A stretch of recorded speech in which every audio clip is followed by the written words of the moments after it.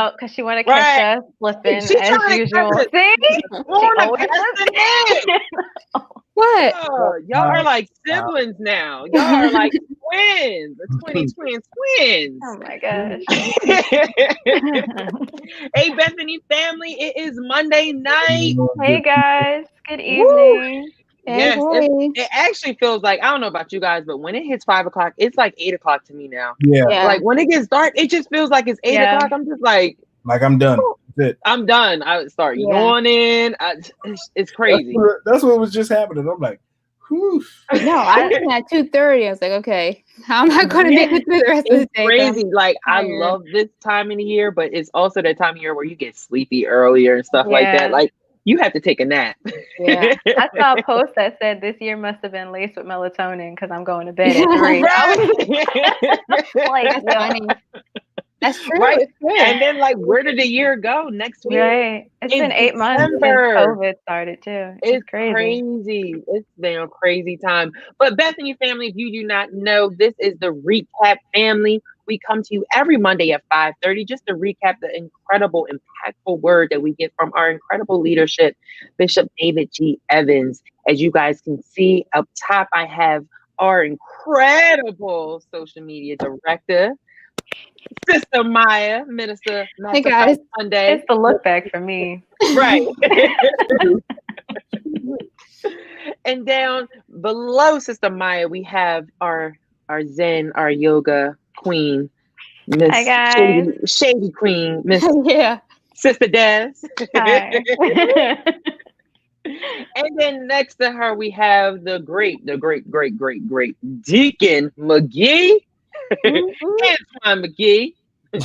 And if you guys do not know, my name is Brother Kevin, and you know we are the Recap family. Yeah. I am just so happy to see y'all faces. Back Aw. at it again like we never left. Back at it again like we never left, right? Yeah. So all those that are tuning in with us right now, before we get into any type of conversation, I definitely want to say, please share this broadcast. As I say each week, Facebook is out of order sometimes. So you'll be getting some things that are from 7 days ago, 7 minutes ago. Yeah. So something that you could do to, spread God's word in your homes, in your car, wherever you're streaming in from. You can just press that share button, share it with your family, share it with your friends, share it with your coworkers. Deacon Antoine McGee always has his coworkers up here are watching us. Yeah. So we Miss love the coworkers, we love the family, we love the friends. So please share with us, right? And not only that, we want you to engage with us. It's so important that you guys, spit those questions out, especially this panel, because they hate answering my questions.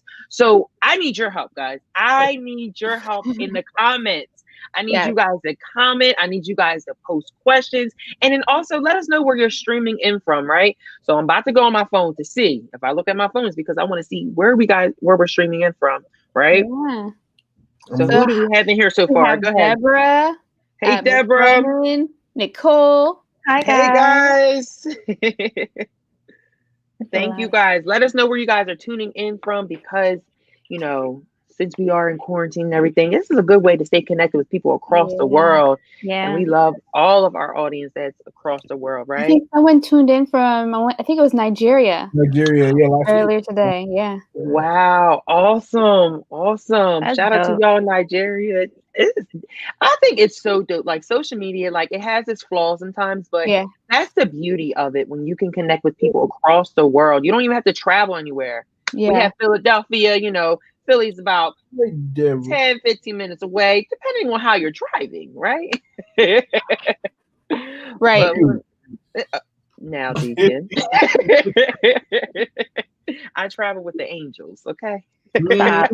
Don't do that. But We no. have someone watching for the first time. Hi, thank you welcome. for tuning in. Welcome. Thank you. If you don't know, we like to cut up in the beginning before we get into this Mhm. impactful word. We want you guys to feel comfortable. We want you guys to feel like you're at home with your feet kicked up and just having a regular conversation with your church family, right? Yeah. So we have someone tuning in from Lindenwold, our home, right? Yeah. So listen, before we get into anything, like I always like to ask my family up here, How was your weekend this weekend? It was a really, really good weekend. Not only was the weather like beautiful, Saturday was amazing.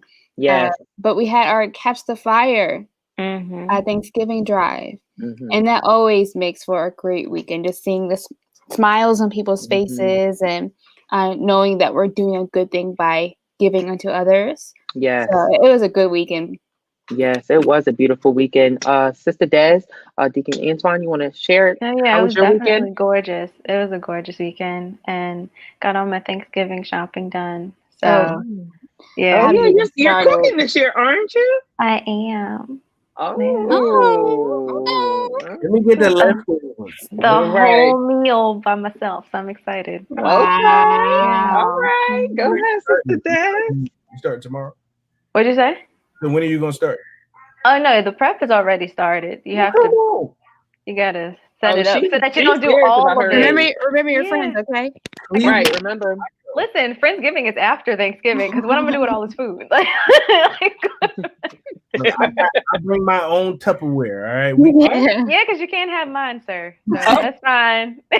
That's one thing. You do not mess with Black people's Tupperware now. Bring that back. Bring that back. I want my bowls. I want my bowls. When it comes with a kit, make sure it's the right lid. Do not mess with the Tupperware, Oh okay? my goodness. Make sure you clean that little whatever that ring is that come out. Yup. Clean it Like, out. oh my gosh. Wow. Anyway. Miss Rain said she's watching from Cleveland, Ohio. Hey, Ohio. Hey guys. Tuning in. How about you, Deacon Antoine? How was your weekend? It was great. I mean, it was most of it was spent at Bethany, but it was great. You know, I enjoyed my time there. We had good weather. You know, got some homework done. You know, pretty good weekend for me. Praise the Lord. Pittsburgh won. Praise the Lord. But no, I would just piggyback off what Sister Maya said. This weekend was incredible. I love this time of year, not only for the weather, but also for the holidays and our initiatives that we do. And we just came fresh off our Catch the Fire initiative. And if you have not participated in our Catch the Fire initiative, it is life changing. Just being out there, we had 2 locations due to COVID. We couldn't do all of our locations that we usually do every year, but we did have 2 locations. We had Lindenwold High School, where Sister Maya was stationed at, and we also had the Croc Center, where myself and Sister Shania were at. And you know, just being out there, and I want you guys to testify to this too. Just being out there is such an incredible fit. Oh my God! Here's trouble. Hello. Here we go. Oh boy! This is a surprise. Hi, Pastor Nicholas. Hi, Kevin. I got some talk for you about your sister. We'll talk about it later. Okay. Yeah. Okay. I got you. We here. Yeah, because someone called me and told me that Maya was throwing shade at Kevin was Maximized Monday. I heard. That's because I found out she's never seen Home Alone 1 or 2. Right? What else stuff did you say today? And I said, I got to tell Kevin. Well, Kevin doesn't like soup. Maya's so petty. I can let the soup go, but not seeing Home Alone 1 and 2. Like, hello? Of all people, Miss Christmas over here. I mean, I'm just watching better things. That's all. Better Friend. It's a classic. You see? Do you see? Maya, Wait, better so things. That's like one of those Christmas movies that you have to watch around the time. Well, Just like I told Pastor Nick that I'm going to watch it this week. And then I'll be able to. Oh, Maya, you filthy animal. You. Here go Dan. You filthy animal. What did you say, Dan? She said, "You filthy animal, you." She didn't get the reference. See, she didn't get the reference. You don't get I've the heard it. reference. I've heard it before. Yes, I've heard the reference before. I know. My childhood was all messed up. Y'all, I didn't know till this week that the black and white movie that he was watching isn't a real movie. This whole entire time, I thought that was a real movie that they put in the movie. It was something that they shot just for that. Yeah, where the guy had the. Yeah, I thought that was a real movie. That makes sense. Don't you? Doesn't it make you like you go crazy like when you learn things when you get older, like, and you go back and watch it? Yes, crazy. Maya, don't shake your head. You haven't seen it yet. No. I will watch it this week. I promise. He's never had oxtails before. I haven't had. I can agree with. I haven't had. What is wrong with you people? I'm making oxtails for Thanksgiving. What do you mean, you people? So Bishop was talking about toxic people, and we have a few on the panel right now. Y'all stress me out. No, we're not even talking about that. She like, y'all stress me out already. We're talking about you there. We ain't get down there yet, ma'am. Just keep it up there. Don't bring it over here. But no, as you guys can see, our incredible executive pastor, Pastor Nicholas Shady Smith, is on the line with us today. You know, I love when Pastor Nick comes on. We just have a great time, and he is no stranger to our recap on Monday, right? So we are going to get into it. But before we get into everything, I was sharing that Catch the Fire was such a great time.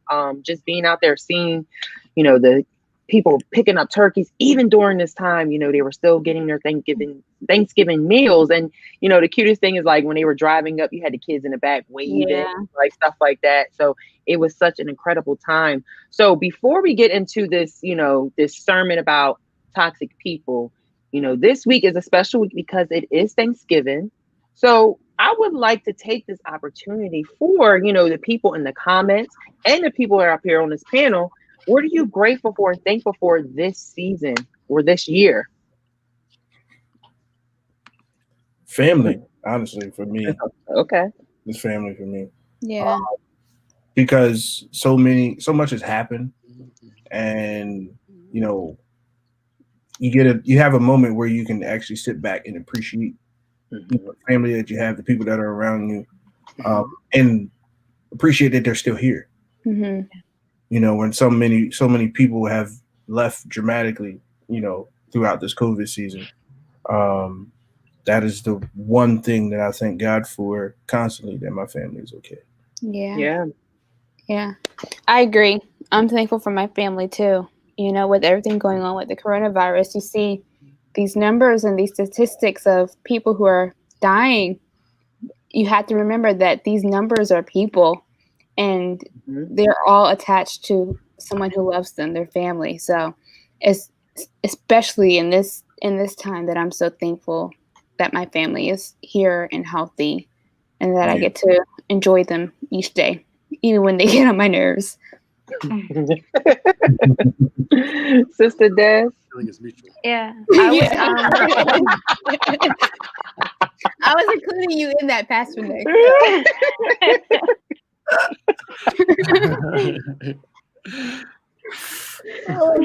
Go ahead, Sister Des.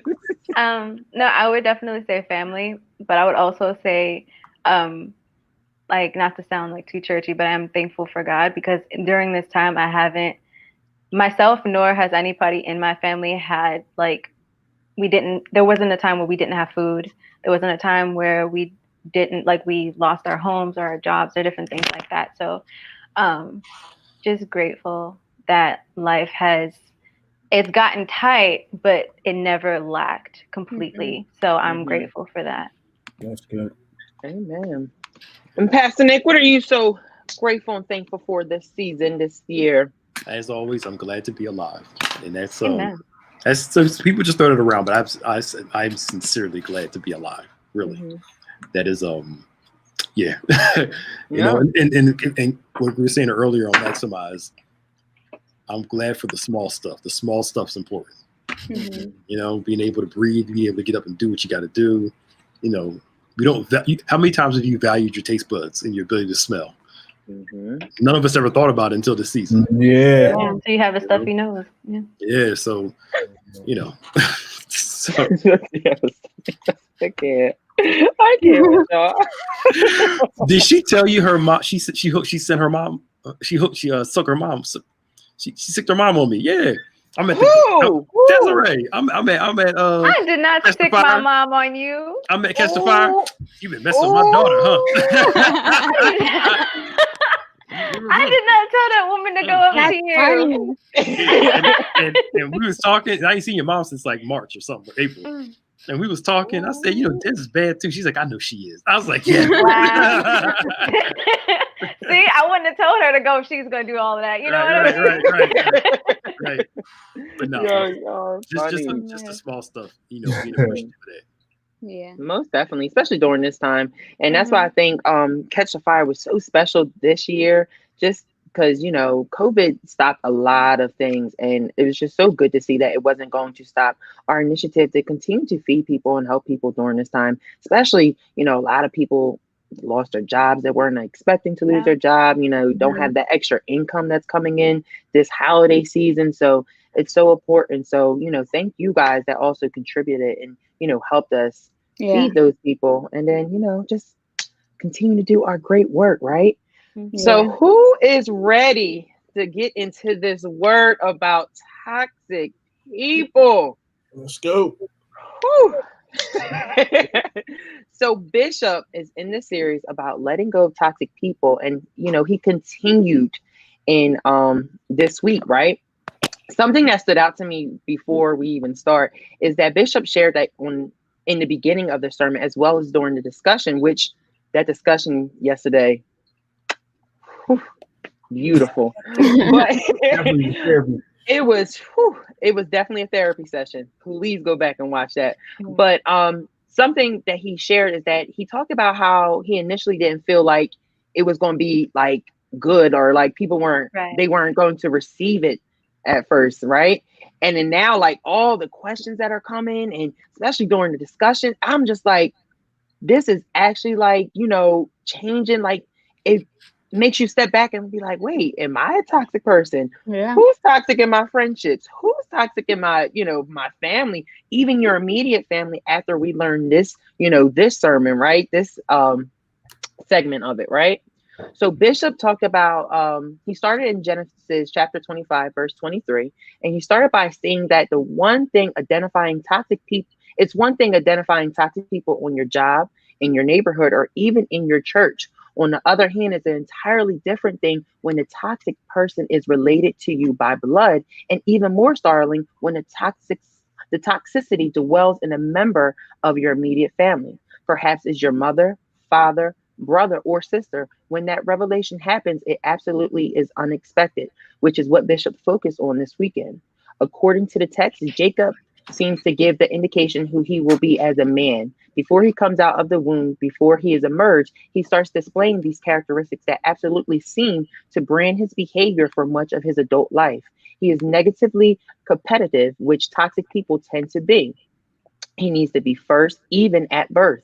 Sometimes when you do not understand this toxic individual who is related to you, it is not just something that has happened after they become teenagers. It feels, sounds, and looks like they have always been this way. Jacob's name means heel catcher. He is a hinderer. He is shifty, which means he is always looking to move people out of the position of recognition and authority. He is always trying to move someone and make places for himself, and he does not care how he does it. So, panel, the first question. What were your initial thoughts about this additional layer to this series? Also, how did you feel about Bishop using Jacob's story to identify toxic people in your family? I thought it was necessary because a lot of times I know for me, I tend to, like, the relationships within my immediate family, I kind of cushion them, or make them smaller than what they are, because it's like, well, they're my parents, like, I don't know how to explain it. I guess it's like, I minimize it. I minimize their toxicness, because it's like, I don't want to see it because you're my parent, or because you have this role, this authoritative role in my life, whereas other people, if they're on the outside, I can just go, yeah, I know that you have bad energy, whatever. But if it's somebody who's like so close and the relationship is so different, it's like not recognizing it or not wanting to see it. So I think opening that up and him talking about that was very, very necessary, because I don't know, that I think a lot of us do that, like with our close family. We don't want to see the real, because you don't want to separate yourself from, you don't know how to, because the whole thing about toxic people is separating yourself or creating space or removing from that environment, but it's like, how do you separate from someone who is so close knit to you, you know? So. Yeah. I agree. And then I will also pose a question, like, how do you know that? Because when you're born into that type of relationship, it's normal. Right. So how do you recognize, okay, something's not right here? Right. That's good. That's good. Go ahead, dig in, Antoine. I was gonna say, I echo everything that Maya and Des said. At first, I didn't know where he was going. I was like, wait, unexpected. Okay, let's see where this goes. And then once everything started to pan out, I said, oh snap, Jacob really was toxic. But knowing that it wasn't just because he was individually toxic, but toxicity spread throughout the entire family line, starting with Abraham. So that was a great eye opener. But it also, as I always say, it gives you clear steps on how to address the problems in your own life too. So, I was thankful for that, because I have to deal with some toxic situations in the family, and it wasn't revealed till years ago, but now with this message, it's like, okay, this is how I handle it now. Right.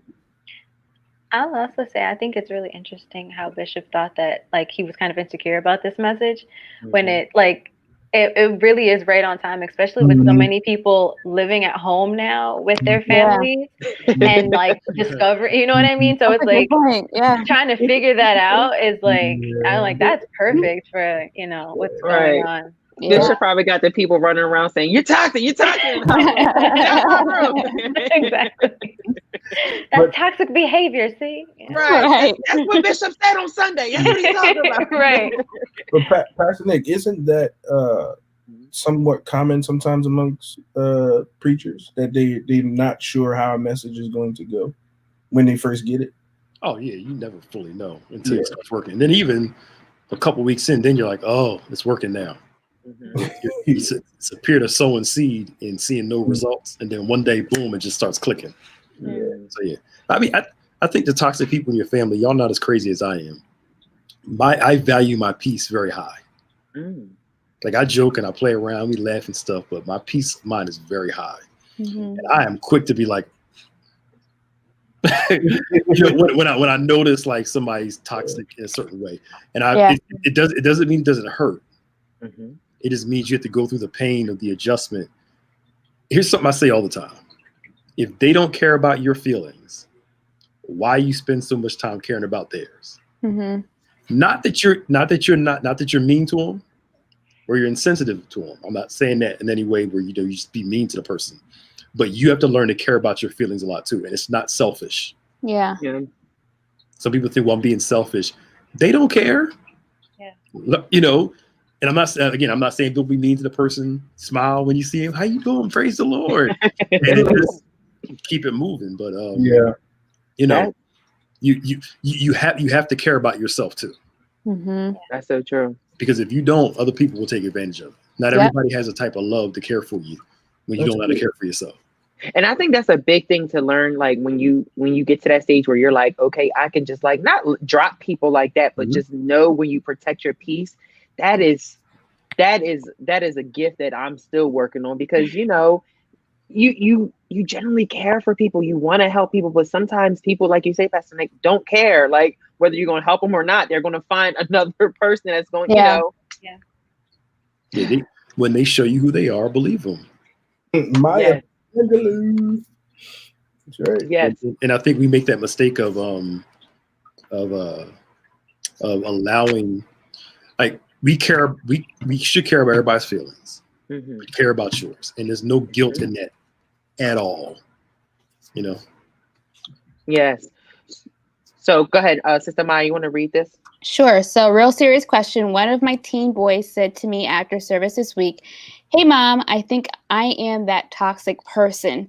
I do most of those things. How can I help him through biblically?" Well, we have the great anointing up here, so we're going to turn it to him. I think that I go re-listen to the messages again.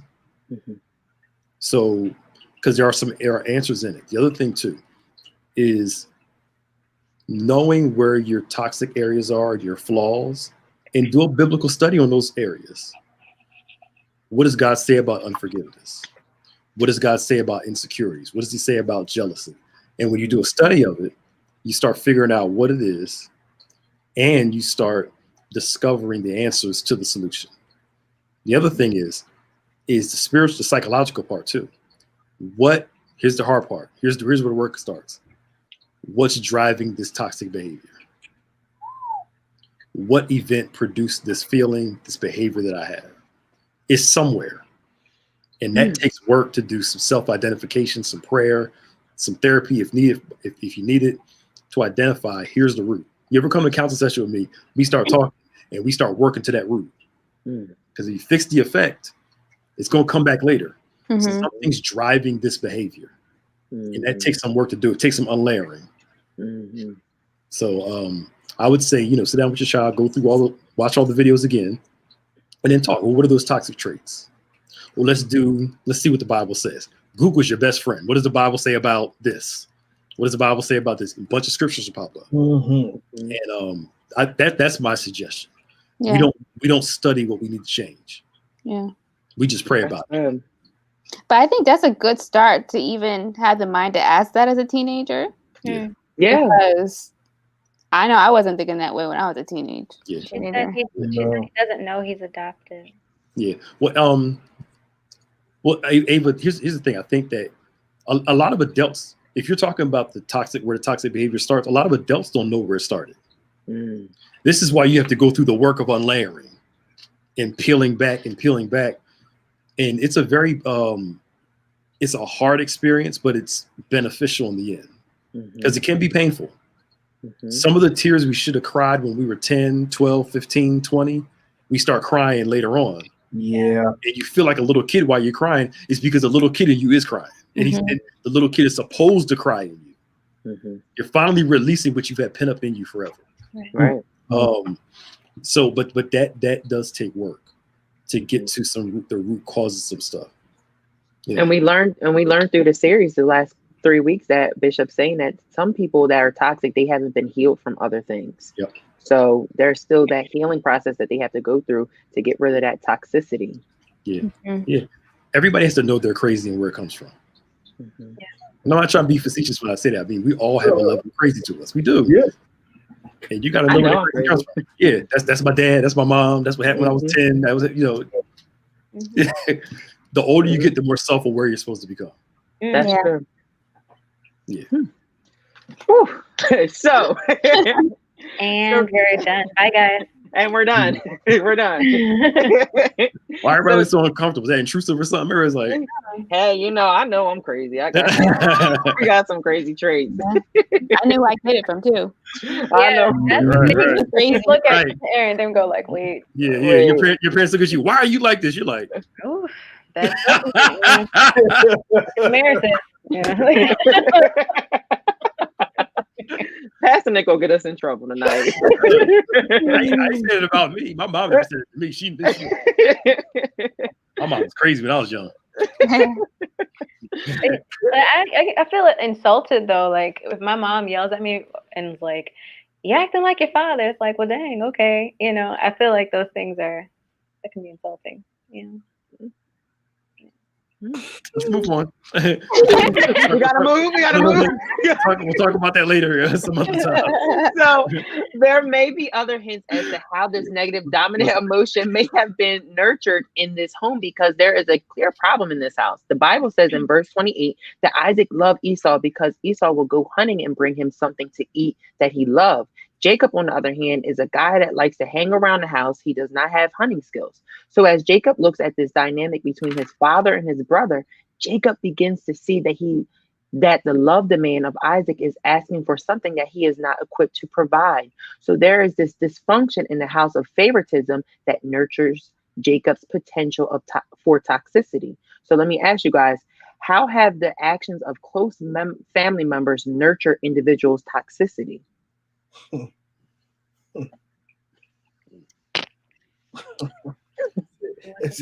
Yeah. I'll jump out there. Everybody's looking all hesitant with these questions. They're like, Right. I think that everybody has to be aware of those people who let you get away with being you. Bad parts of you. And honestly, you should be offended that you let them that they let you get away with so much crazy stuff. You ever did something wrong and somebody said, "I knew you should have did that." You're like, "Why didn't you tell me?" You know, that revelation kicks in. You're like, "You should have said something." But I think families sometimes don't want to deal. First of all, if they're toxic, they're going to pass the toxicity on. So toxic people rarely think what they're doing is wrong, even though they know it's wrong. Isaac should understand what it was like with the whole Ishmael thing, which we talked about in discussion, that's where it started. You know, and right on through that, this thing was passed on. And I think that families have to be strong enough not to like be telling everybody, you know, you crazy, right? You know, you a liar, right? You know, because that'll cause a breakdown. But be strong enough to love somebody to, how can I say this? Your presence demand better behavior. But every now and then we have those things where people feed what's wrong with us to appease us or for whatever reason. And I don't think it's a good idea. Yeah. Y'all got time to think now? Oh, I love when Pastor Nick come up here. but Rosie's right. It produces resentment. Yeah. So now you have division in the house. Yeah. Because you can always tell, like for instance, I'm a middle child. Maya, you're the oldest, right? Kevin, you're the youngest. Desiree, you're the oldest. Antoine, you're the only. That's right, you're the only. Yeah. You're the only. But you grew up with your cousins and stuff, right? Yeah. Close with them. So even though you'll get the dynamic of, you'll see how one parent or one grandparent or one person treats one child over the other one. Right? Yeah. I ain't say you got to tell your business. Just say yes. It's okay. Yeah. But you can tell. This one has a little more. Now, this one may have a little more favor, a little more openness, but sometimes that's the good child. Sometimes that's mama's baby and they crazy. So, you know, for whatever reason, and some children, even as you grow up, you feel a sense of division. I'll give you a class example. So my siblings and my two cousins, we grew up together. There's a big age group in grandkids. So we were always around each other. So when we get in family gatherings, the five of us are like always around each other. Not against them, it's just we have a certain nucleus because we're born and raised with each other for all of our lives. But if our other grandkids look at that and say, well, man, that's the group right there because we're the oldest ones. Well, we were here longer. We've been together longer. So of course we're going to have a different type of relationship. Like the younger ones have a different type of relationship. Because when they get together, they're all together. But if you're not careful, you'll start hating on each other. Y'all, it's not worth it. Yeah. I don't think I've ever seen that though. So that's why I'm trying to figure out how I would answer. Yeah. I mean, I've experienced that in terms of resentment because of like different lifestyles that I have with some of my cousins. True. They perceive me as having things easier sometimes, and I think they resent that. So that's always been a struggle that I've had. Yeah. I mean, amongst all the grandchildren, they think I'm the favorite, but you know, that's because I do what they wouldn't. So. Oh yeah. Yeah. I like this discussion. I feel like we're walking the tightrope. Yeah, I feel like we're walking a tightrope. It's terrible. It's like everybody's like just walking on eggshells right now, but it's the holidays are coming up. Right. But because of COVID, you're gonna watch on Zoom. You can leave the chat. I think it's just, you know, you knowing. When you start maturing, you start figuring out what's worth your time and what's not. Yeah.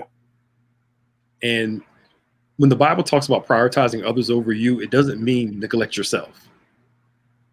So I think there's nothing wrong with prioritizing yourself to a certain degree. And understanding that when you're young, you see things from one perspective. And then when you get older, you see it from a different perspective. And your perspective is supposed to change. Where it's like we were divided over this little stupid thing. Right. Because my mom had more money than yours did, or your dad was there and mine wasn't. That's not my fault. Yeah, it's not my fault. Then you get older, it's like, it just is what it is. And you get along with each other. Yeah. Yep. So I'm gonna move. Bishop stated that we have to be careful of how we mold individuals' minds and emotions based on favoritism coming from the same parent or the same adult in the same household. On the other hand, parents do not normally choose favorites. Favorites choose a parent. Esau saw what his father liked and provided it. In the same sense, Jacob saw what Rebekah liked and provided it. If you have been accused of being a favorite by another child who may not be a favorite, it is because you may have chosen to serve the parent in a way where you anticipated their needs, discern their wants, and try to satisfy them. The problem in this household in the text is that there was no cross-pollination or of attention, no expansion of this choice and the love for their kids. So all of a sudden now, they are in the same family, but divided distinctively, where Rebekah has claimed Jacob and Isaac has claimed Esau. So we kind of got into this next question already, where I was going to ask you guys, what were your initial thoughts about the favorites choosing the parent, right? But I definitely want to ask Pastor Nick, in his opinion, since he is a father, how important is it to you to raise your kids in that way? Like there's no favoritism, but stuff like that, because we just had this conversation about it, right? Now, here's the precarious part about being a parent, right? Every child is different. So every child has different needs. Mm-hmm. And what it looks like is this one child is getting more of this, and this one child is getting more of this. When the parent is actually making an assessment, this child needs more of this. Yeah. Right. So my son, I can just look at him and he'll straighten up. My daughter, on the other hand, it's a little more work, right? But every child is different. So our job, a job of a parent, is to understand what a child's needs are, meet those needs, and then be able to provide in areas of that need. So I'll use an example for a minute. I can understand now why the first child usually gets preferential treatment. I get it, because the child was there longer. There's a new excitement with the adult child, with the first child. So I understand it, but I don't think it's right to prioritize the oldest over the youngest and everybody else. But I understand it. But at the same time, I think, for instance, some of us grew up in families that where the bad child got more attention because they were bad. The good child, the parent thought didn't need much, because they were like, well, they're good, so they don't need as much. They're going to do their stuff. They don't need all the attention that I need, not realizing that it's harder to be good than it is to be bad. Mm-hmm. So you buy the bad child some Jordans, and the good child gets a pair of Reeboks Classics. Not the Reeboks. which are not. What's wrong with Reeboks? No. I mean, we love Reebok Classics back in the day, but they're not in style now. Yeah. But you get the gist what I'm saying. And yes, the good child is like, well, dang, in order for me to get attention, guess what I got to do? Act bad. And parents do their children disservice by rewarding the bad child over the good child. And the good child ends up resenting the parent and the bad child.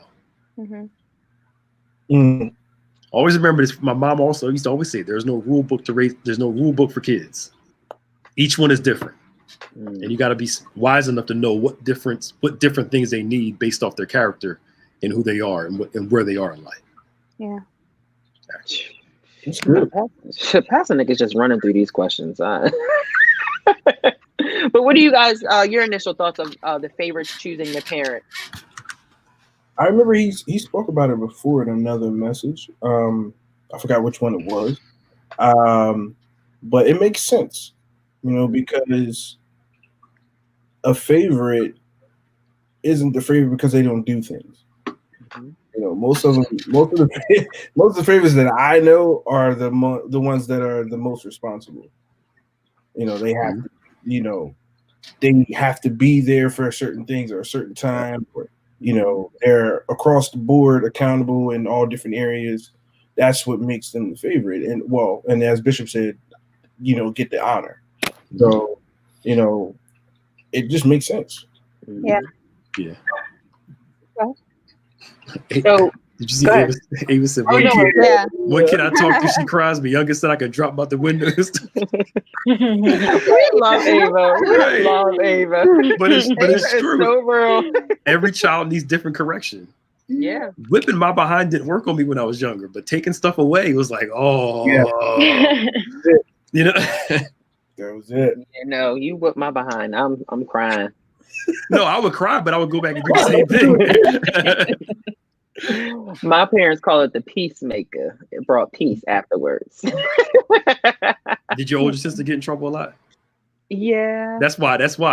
Because smart younger kids learn from their older siblings. Like, ain't doing that. Or watch this. It's not that you become better. You just get more slick about doing what you're not supposed to do. Pastor, you telling my business. My mom is watching problem. That's what it really comes down to. You learn to be slick. Oh my gosh. So Jacob is later driven from his home by Esau's threats, by Rebekah's fears, and by Isaac's demands. His father played favorites, which could explain the dishonor he has for Isaac. Now the story goes something like this. The mother and son plot after Rebekah hears her husband and her son talking about being blessed, and Isaac is setting up the day when he will verbally confess over the son and give him the blessing of the father. Following that, Rebekah goes to Jacob and tells him what she overheard. Now, Rebekah's toxicity is supporting Jacob's toxicity. So in your opinion, how can an individual break apart from the toxicity of a close family member, such as a parent, but still look at them and love them the same way? Is it possible? It's very possible. The way that I'll be transparent. The way that I had to do it was just basically love them from a distance, but also do the reverse psychology, be in their shoes. Mm-hmm. Figure out what contributed to that character trait. And then also noticing that it was within me, giving that parent giving that parent a little bit more grace and understanding, but also not giving them a pass, though, because they always had a choice. You know, if you knew that this happened to you and this is how you felt, why pass it on? Mm-hmm. You know, and then, you know, when it's time to have the conversation, have a conversation. But right now, the main thing is loving them from a distance, you know, and being there when I need to be there. But other than that, that's it. Okay. Anybody else want to chime in on that?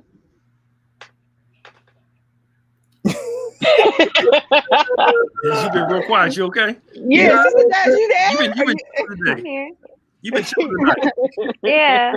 This is a tough one for me. So just listening. A lot of this is tough for a lot of people because you can't pick your family. Yeah. And you know, you can't pick your parents and you can't pick your siblings and all that. Mm-hmm. But it's just learning, you know what it is. Sometimes we still have a childlike expectation for our families rather than an adult one. Mm-hmm. And I'm dealing with a bunch of adults that have a free will. Mm-hmm. And it almost feels like this. And I'll say this and I'll move on. It feels like you're burying your family member twice.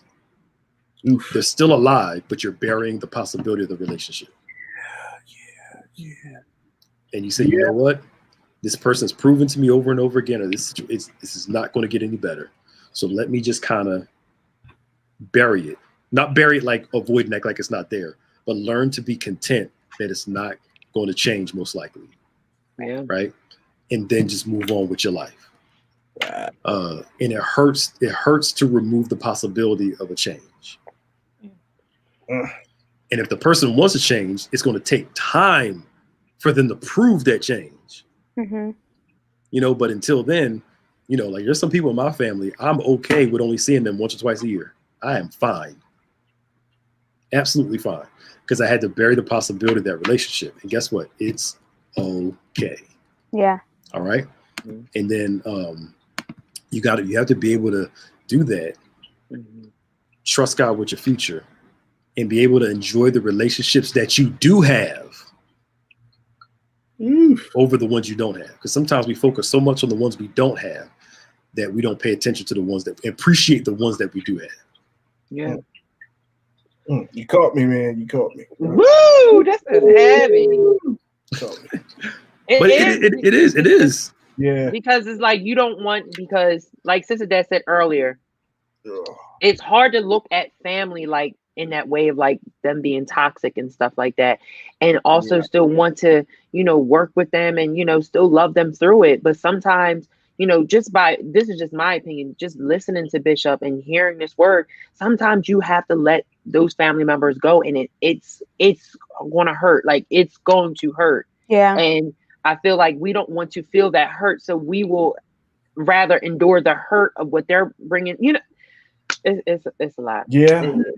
It's tough. But you're right. We'll endure the hurt and the pain until they go too far. Yeah. And then you're like, man, I should have did this a long time ago. Yeah. But again, it's a childlike reaction. It's childlike. And it depends on how real people are. I remember my mom, like, literally being real with me about my dad. Literally being real with me,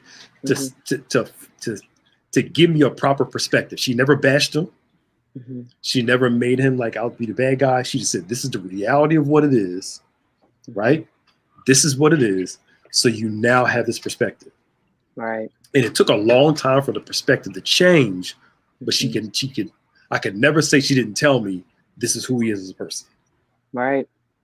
But it takes work. But again, it goes back to why spend so much time not appreciating the ones that aren't there, the ones that aren't good, when you could be spending literally that time investing in and appreciating those that are there, and celebrating that. Yeah, we have those options. Yeah.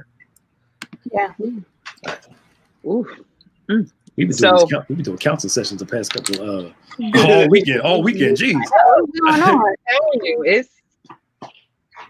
It's needed. It is. It definitely is. So Jacob's toxicity developed into dishonor for his father because insecurity and wounds nurture toxic people. Toxic people are not concerned with what they're doing. They are only concerned with getting caught in what they are doing. In the text, Jacob is not worried about the plan going wrong, nor his integrity. He is only concerned about his father recognizing his voice. So toxic people are not focused on integrity. They are just focused on getting what they want. This means that they will lie or cheat to get what they want, because to them, that means the means justify the end. So we've been talking a lot about other, toxic traits, people being toxic, but let me ask you guys, and Pastor Nick especially, how do we identify our own toxicity? Well, first thing is, most of the time, sometimes we know that we're not doing something right, based off of the result of a thing. If you have good people in your life that will correct you. But as Pastor Nick has already stated with Ava's question, the word will show you, if you are doing things that are contradicting what God has told us to do in the word, that's a toxic trait, and it's toxic to everybody around you as well as yourself. But then the other part is, you can tell if you're really toxic if you're hurting people. Like if one relationship is unsuccessful, then the next one's unsuccessful, and the next one's unsuccessful. You're the common denominator. You have to look at it. You have to ask yourself, what's going on, with me, but you have to be willing to do so, because once you do it, it opens Pandora's box. I agree. Okay, go ahead, Des. I was just gonna say, like, if you notice yourself mirroring the behaviors of people who you view as toxic, and you see like that behavior come up in yourself, and you're like, oh wait, this is something that I don't like done to me, you know, or something that I don't like said to me, or, you know, so like, why would I take that? And I think Bishop mentioned something in the discussion, I think it was, is how like parents in like a parent-child situation, like they tend to pass on the negative traits than the positive traits, not knowing, and sometimes knowing, but more so not knowing because they haven't healed from whatever it is that they've been through and going through. So like they just hand that down, whatever that is. So like identifying that, like seeing yourself in that person, like, oh wait, this is something that I don't want and I don't want to carry, you know. I think that's a good point, Desiree. I definitely agree. We always say that people show you who they are by how they act.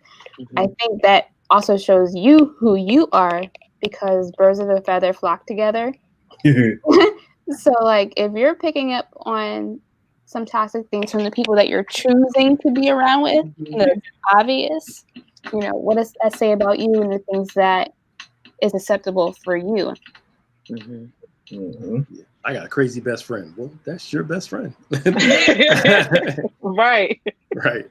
I would say, if you want to know your toxicity, check your motives for everything you do. Some motives come across as altruistic, but they're really selfish. Like, I know some people that love helping people, but the helping people is not about helping the person.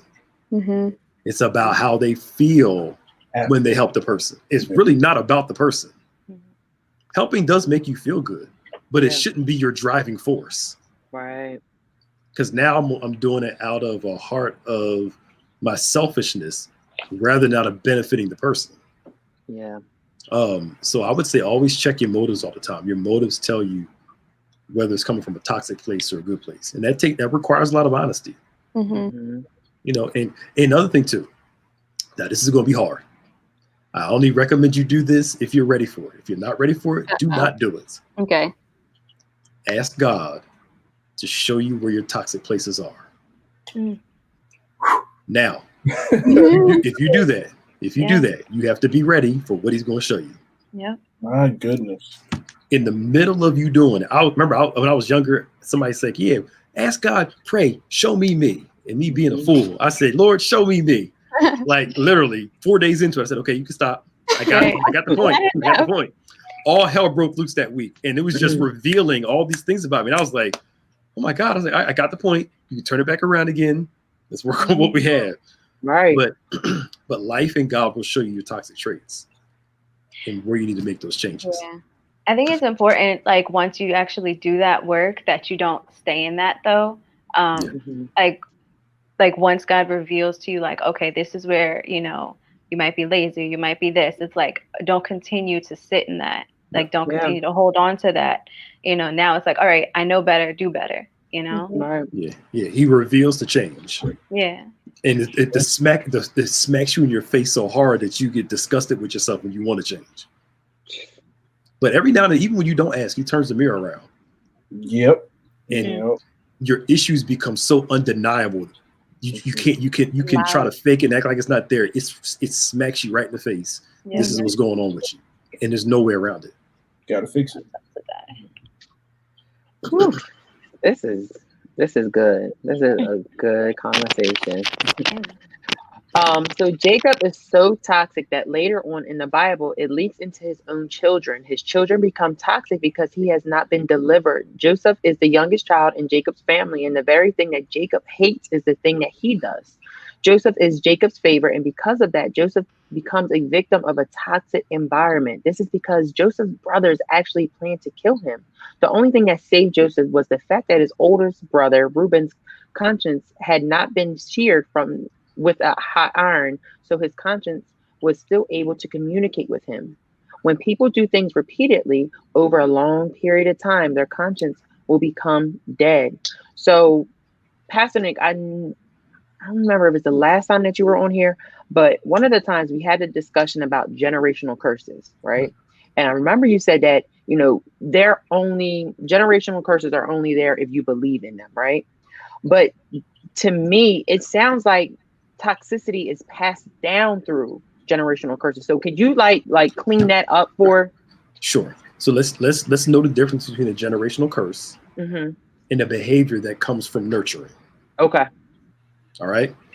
Some of us, actually, most of our problems came from nurturing, in the sense of how we were raised, the environment we were raised in. And it's not necessarily anything spiritual. It's just we grew up in a bad environment and it produced bad traits in us. Right. That's not necessarily a generational curse per se. Okay. You know, generational curses are talking about spiritual things. So when Jesus died on the cross, when we got saved, God made us a new creation. And it's our job to live that new creation out. So generational curses are real, but they only work if you believe they're going to work in your life. And watch this. They may be present, but it doesn't mean you have to respond to them. See, deliverance is not always removal. Deliverance is sometimes there's the presence of the thing, but you choose not to become it. You know, so what I mean by generational curse only works if you believe it, is if you believe that this is going to be your outcome, that's when it's going to work. If you don't believe it's going to be your outcome, God has another outcome for you. Right. So some things are just, we grew up in some crazy environments, nurture, and some things can be a spiritual influence, which is a generational curse. You know? Yeah. Does anybody want to add to that? I can't. Oh, that's powerful. That is powerful, but I think that's one of the things that you get confused with about generational curses and stuff like that, because you look, like you say, when you said earlier, you're pulling all the layers off. When you talk to family members, you see that this happened when my parents were young. Now I see it happening now, but it kind of sounds like what you're saying is like generational curses. If you give them life, then it's going to happen. There you go. Yep. There you go. So let me ask you, which leads into our last question, is with everything, with this conversation, and this was such a great conversation, guys. How do we protect our peace but still love and honor our family? I think that the saying of, like, you know, like you said earlier, Maya, when people show you who they are, believe them. So it's like not continuing to put yourself in situations where people are going to continue to hurt you. It's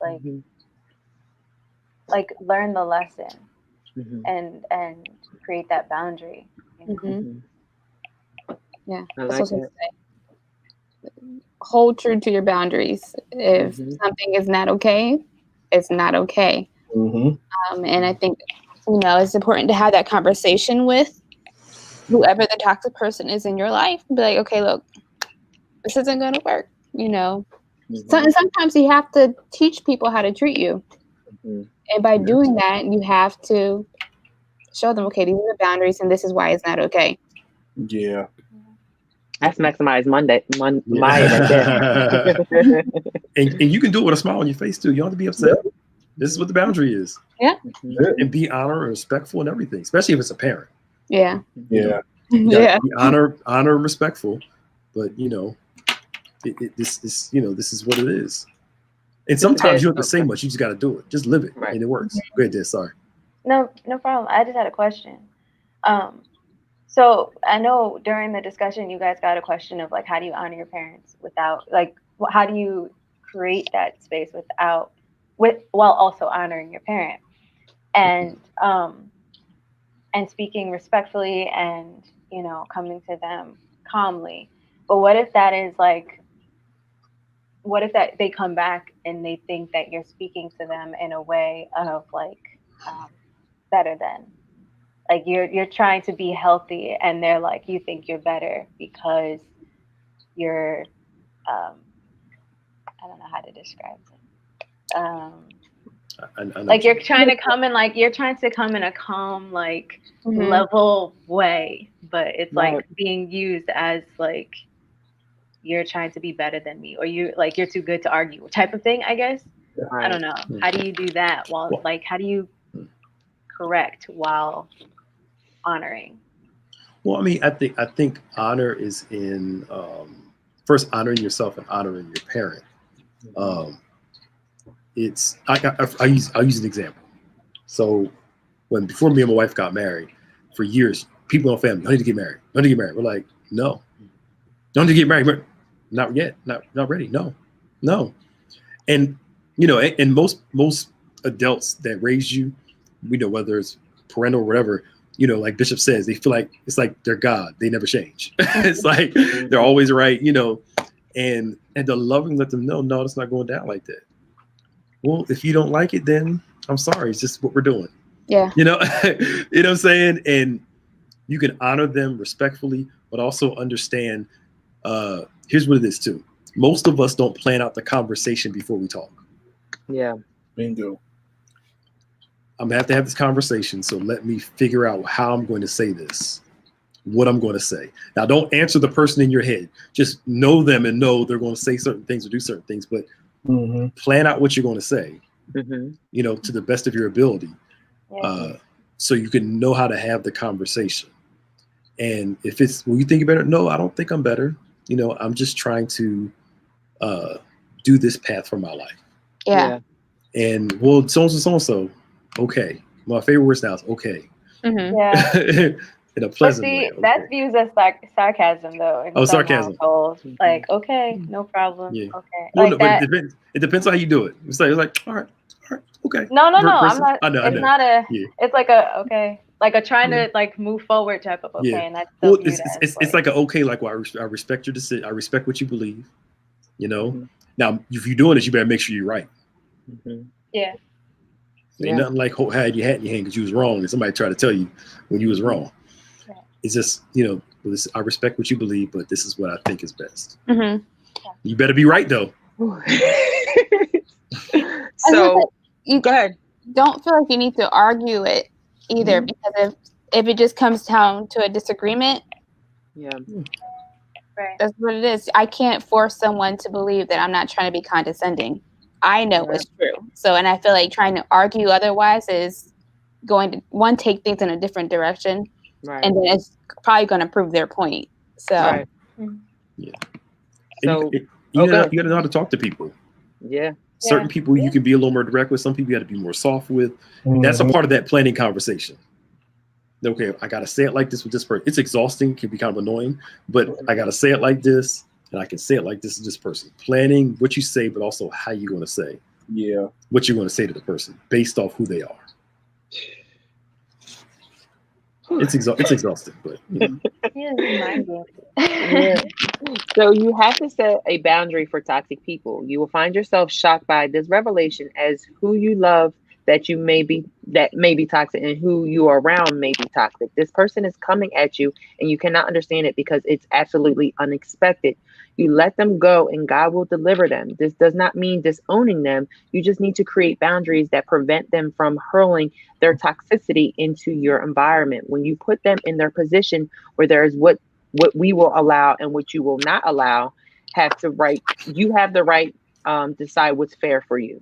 Toxic people cannot tell you what is fair, because what is fair to them is what serves them. Set your boundaries at some distance between you and them, and let the Lord work on them. Yeah. So before we get into the announcements, guys, is any final comments or anything that you want to share or talk about? This was such a great conversation. Yeah. I would just encourage the people to go back and watch it again. Meaning that it is a sensitive topic, and a lot of people need help in it. Go back, take your notes, get into prayer concerning the things that you're being taught, because if you don't think it applies to you now, it will apply later. Yeah. At some point. And Bishop always teaches that, when people say the word isn't for them, it was being spoken for a reason. Seed being planted for something that's going to happen later. That time, listen to it again. Even if you have questions, get ready for the next discussion. You can bring it up. I'm sure Pastor Nick and Bishop will be very willing to help and answer that question. Yes. Great discussion, everybody. Yeah. And like I always say, Pastor Nick, you ready? Yes, sir. This is just a little bit. Just a little. Come on, Dad. You got that just in time. Y'all keep on going. But no, this is just a little bit of what we are fed every weekend. And like Deacon Antoine said, Pastor Nick and Bishop, they are live throughout the week. So when you do see them on live, please ask those questions. I just got healed today by Pastor Nick. You know, even though he's a tweener, he has the wisdom of a 100-year-old person. He has been here before. I love my executive pastor Nick. He drops gems, so he really helped us today. And you know, this tweener, I'm gonna leave him alone. But no, honestly, when you see them on live, please ask those questions because that's the best time to get your answers and any comments that you may have. So as you guys know, even though it's a holiday this week, we still have a packed schedule for you guys. So starting tomorrow, Daddy Talk with Bishop at 1 p.m. on Bishop's page. Also Tuesday evening, you know, that's their night for our ministry panels. We have Real Men Talk with the Men's Safe House Ministry at 7 p.m. Going into Wednesday, Word Impact Gathering. Our incredible leadership, when they come together, is the dynamic duo. I put them against anyone because I love them. They always dropping gems, especially for Word Impact. So please tune in Word Impact this Wednesday, 7 p.m. And also make sure you're sharing this content throughout the week as well. So Thursday, we have something special for you guys. You know, after you guys are done eating and everything and playing spades and Uno with your family through Zoom.